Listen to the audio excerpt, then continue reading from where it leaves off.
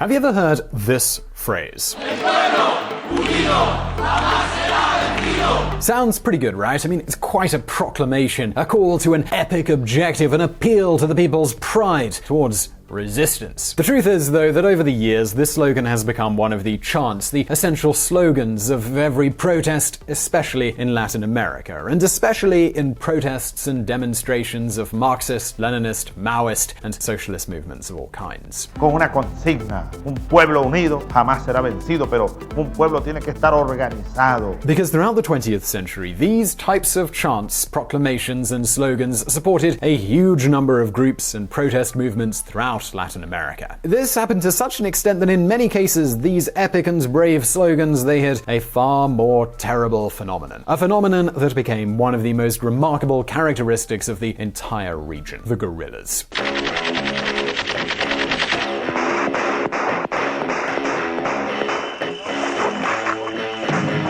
Now, what does the guerrilla phenomenon consist of, and why did it emerge? I mean, how could guerrillas have such an impact and so much power, and, well, what's their situation like today? Well, we're going to answer all of those questions in this video, but first, a bit of history. No había otro camino.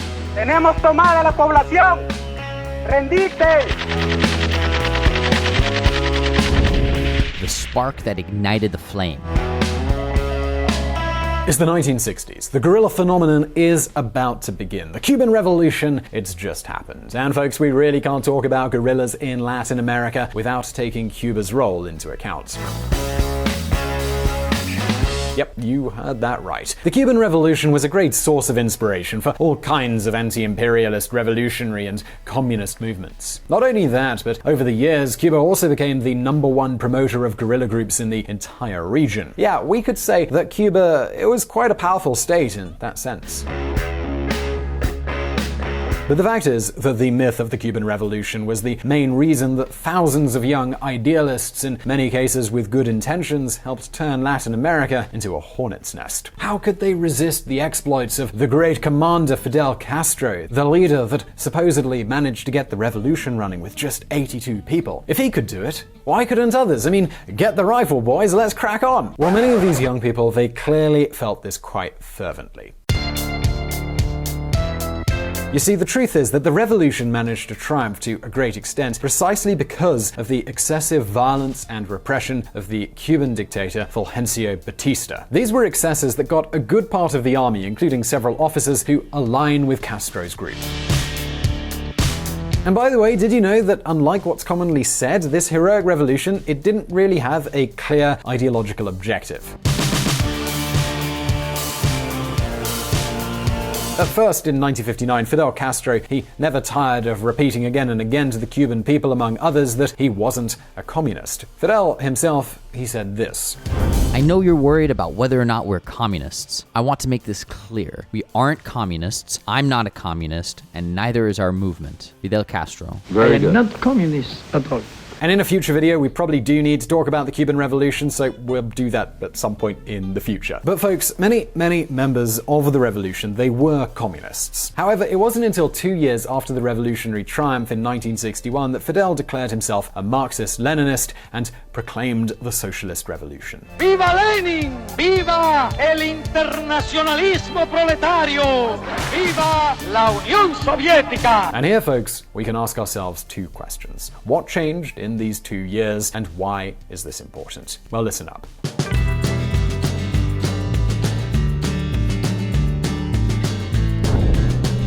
Operation Center.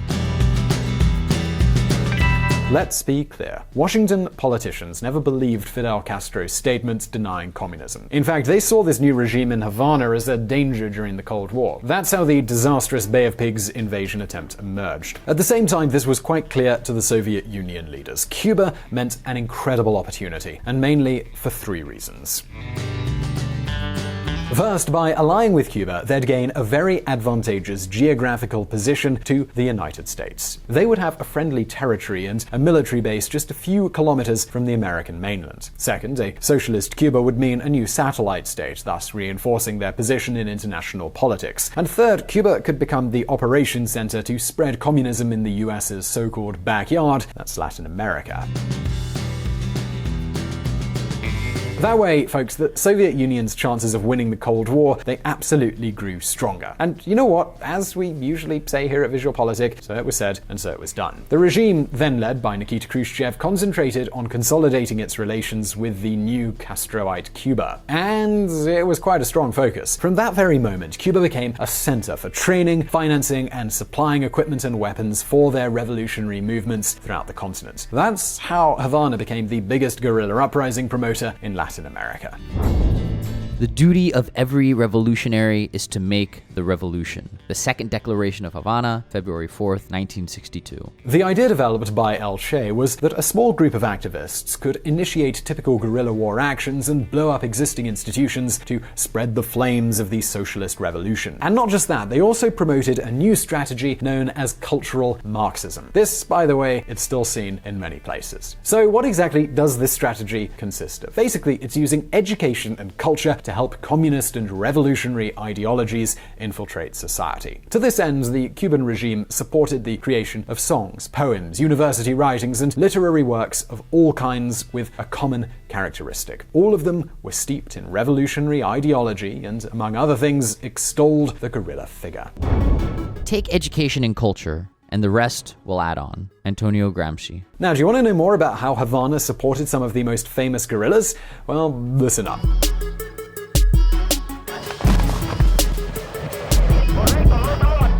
Ties. The first operation, it happened in Nicaragua. Thanks to Moscow and Havana's technical, military, and economic support, the revolutionary leader Carlos Fonseca Amador promoted the creation and organization of the Sandinista National Liberation Front in 1961. If you've heard of it, that's probably because it's Daniel Ortega's movement, who's the current tyrant president of Nicaragua, about which we've already spoken in several videos here at VisualPolitik. But let's go back to it. In 1969, Carlos Fonseca moved to Havana, where he spent the next 6 years. From there, he organized the Sandinista Front. In 1975, he returned to Nicaragua to solve some leadership problems and unify the guerrilla group. And although a year later this revolutionary leader was assassinated, in 1979, the Sandinista Front, they finally seized power. The guerrilla, trained and financed and supported by Havana, had triumphed. The model, it worked. So why stop? In 1980, a year after the Sandinista Front's triumph, the FMNL, the Farabundo Martí Front for National Liberation, was founded in El Salvador with Fidel Castro himself as an intermediary. And what's more, this group, it was founded in Havana itself. Well, with the support of the Cuban regime, along with that of the new Nicaraguan government and Moscow, of course, the FMNL started its armed fight. Their training centers were located in Cuba and Nicaragua, and of course, it was those same countries which provided them with weapons, supplies, equipment, and anything else they needed. Now, hold on for a moment. As you can imagine, the United States didn't just stand there. They weren't willing to give Havana another victory, so they decided to support the Salvadoran government. The result? 12 years of fighting that caused more than 75,000 deaths, thousands more missing, and an economic collapse.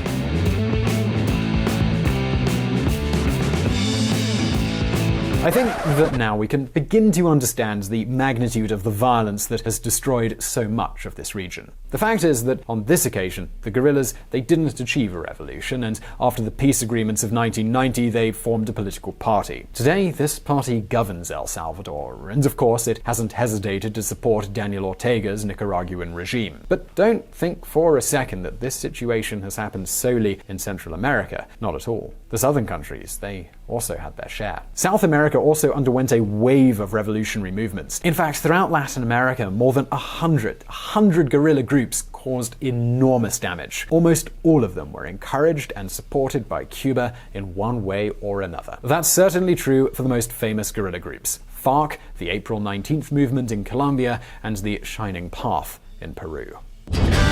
The Shining Path activists have been trained in Cuba, Czechoslovakia, and the German Democratic Republic. Manuel Ulloa, former Prime Minister of Peru, in statements to the El País newspaper in 1983. Are you surprised now that the peace agreements between FARC and Juan Manuel Santos's Colombian government will be negotiated in Havana? Of course, these huge groups, true armies, also had another fundamental support point.